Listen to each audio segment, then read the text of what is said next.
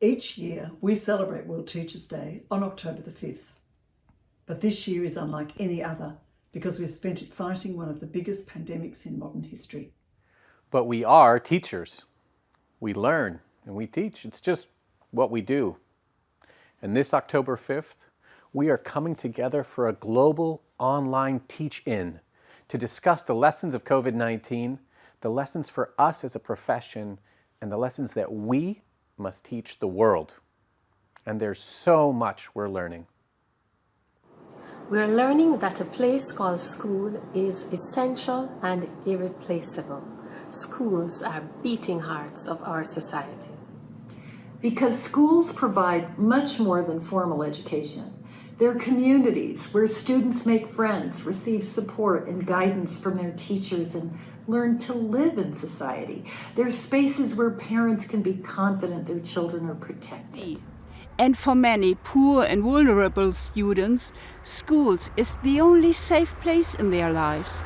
It's here that many receive their only meal each day, where they are safe from violence or neglect in their homes, where they feel supported and cared for. Nuestros alumnos nos necesitan ahora más que nunca. Lejos de las escuelas, muchos niños y niñas se encuentran en riesgo. Trabajo infantil, matrimonio o embarazo precoz. Muchos no volverán a nuestras aulas. We have been fighting to keep kids safe and in school for decades. Now we must redouble our efforts. We're also learning that technology can never replace in-person teaching and learning. To the disappointment of EdTech profiteers, this crisis has clearly shown that technology can only be a tool of professional pedagogy, not a substitute. And we're learning that in a crisis, formal education and assessments come second. Our first duty is to make sure the basic needs of our students are met. We need to stay connected and give them a sense of normalcy, structure, and safety. We need to keep them learning without adding pressure. Standardized testing can wait. We are learning that under normal circumstances, poor infrastructure makes learning and teaching difficult. During a global health and education crisis, it becomes deadly. Les classes pléthoriques, les bâtiments scolaires inadaptés et le manque d'installations sanitaires élémentaires sont des choses inacceptables. Les gouvernements se sont trop longtemps fait attendre. Ces problèmes doivent être réglés maintenant. And we are learning that in a crisis, private schools fail their students. During lockdowns, many private schools fired teachers, leaving students with no education for months. Free, well-funded, and inclusive quality public education is the only way to overcome inequalities. We're learning a lot about ourselves too. Our professional identity extends far beyond the classroom. Throughout the crisis, we have continued to support our students, teaching online, on TV and radio, speaking to parents and students each day, delivering meals, books, and even internet connections.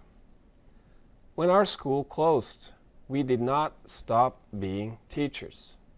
In this emergency, it all came down to us, what we could do with what we had. Our governments did not have a plan, but we rose to the challenge. The value of our professional autonomy has never been clearer. We are learning that pedagogy must come before technology. The solutions that worked best were not the platforms prescribed by education ministries, but the adaptations we devised. We reached out to colleagues, tried out different things, listened to our students, and found the best possible solutions for them. And we are learning that even free technology comes at a price. We often must pay for it with our privacy. Cameras in classroom are not acceptable. Allowing student data to become a currency is not an option. When platforms are offered for free, we need to read the fine print. We need to be vigilant and defend our students' privacy. Our jobs are not easy, and the world is finally learning how complex and difficult teaching is. After a few months of distance education, parents have a newfound appreciation for us and for our work. Being appreciated is great, but we need to ask ourselves, why didn't parents know how difficult our jobs were in the first place?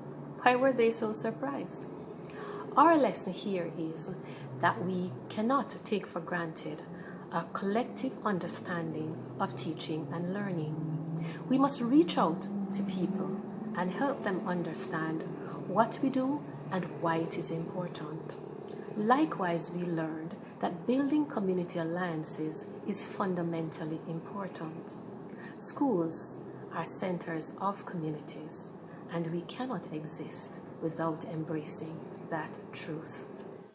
But let's not forget, public opinion is a tool that can be turned against teachers or can be used in favor of public education. Opportunistic politicians are doing their very best right now to drive a wedge between teachers and parents in the reopening of schools. They're trying to cast legitimate concerns over health and safety as a roadblock to their plans to reopen schools at any cost. We need to be the champions of our kids, our educators, and our communities. Los sindicatos son particularmente importantes en momentos de crisis. Los sindicatos nos movilizamos para apoyar solidariamente a todos sus integrantes. Les informamos de sus derechos en estos tiempos de incertidumbre e incluso les ofrecimos los recursos necesarios y orientación y formación que los gobiernos no les proporcionaron. Los sindicatos estamos cumpliendo nuestra responsabilidad. Cuando los sindicatos logran establecer discusiones en las mesas de discusión con los gobiernos de políticas sólidas en educación, toda la sociedad se va a beneficiar por ello. En Argentina, los sindicatos docentes estamos trabajando en el ámbito de la paritaria para no solo discutir condiciones de trabajo, sino también formación docente. Dentro del plan de formación docente, hemos discutido en el marco del Instituto Nacional de Formación Docente que más de 300.000 docentes de toda la Argentina tuvieran acceso a actividades de desarrollo profesional y de formación profesional. Pero nuestro papel como docentes não se limita à escola. Quando a ciência e os hechos científicos correm perigo, nós outros, docentes do mundo, devemos defendê-los. Não podemos permitir que as opiniões e as declarações de políticos sem escrúpulos sejam mais fortes e influentes que os hechos científicos. Defendemos a ciência, defendemos a verdade. And if anyone was under the illusion that leadership does not matter, this crisis has proven beyond the shadow of a doubt that having the wrong people in power can mean a death sentence for many. We're also learning that decades of progress on women's rights and equality can be reversed in a matter of weeks. Even before the pandemic, women shouldered a lion's share of unpaid work in their homes. And now, with schools closed and elderly relatives at risk of infection, women have seen their workload increase exponentially. Female educators are particularly overloaded, with both their schoolwork and their care work rising sharply. Plus grave encore, la violence fondée sur le genre a atteint des taux records partout dans le monde durant la période de confinement. Nous ne pouvons pas considérer comme acquis les progrès que nous avons accomplis. We're learning that democracy and rights aren't inevitable nor irreversible. Countries like mine have seen the rise of authoritarianism under the pretense of ensuring safety during the pandemic. The Philippines has now become a country where any criticism of the government can get you convicted of terrorism. We're reminded that democracy is not given. It's an act. It's something we must fight for and protect every single day. Nous apprenons aussi que même en plein cœur d'une pandémie mondiale, nous avons le pouvoir de nous mobiliser et d'amener le changement. Nous pouvons aller au-delà de nos différences et nous rallier derrière une cause commune afin de lutter pour la justice raciale. Cet élan et cette détermination sont deux choses que nous ne pouvons pas perdre. In our schools, in our unions, and across societies, solidarity is the only way forward.